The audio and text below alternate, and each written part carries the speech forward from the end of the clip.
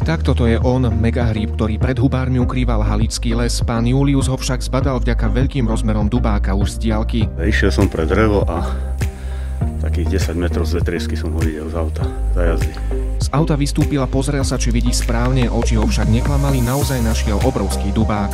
Výška 20 cm, kilo 20 má. Obrovský dubák po tom, čo ho uvidia všetci kamaráti pána Juliusa, skončí v chutnej polievke, ktorá zrejme bude pripravená na halický spôsob. A žena mi vraví, že pozri, aký veľký hríb. A pozerám, nevidím, prídem a tam bol tento. Také velikánske ešte. To sme nevideli. Pozrite. A veru, pozeráme sa a neveríme vlastným očiam. Pán Kolár nám z chladničky vybral dva také hríby, aké sme ešte nevideli. To je niečo nádhera. Sú nielen pekné a veľké, ale aj poriadne ťažké. Jeden je kilo 30, druhý kilo 40. Časť hríbov skončí v polievke a zvyšnú časť megahríbov kolárovci využijú neskôr. Tak bude na sušenie a do vianočnej kapusty.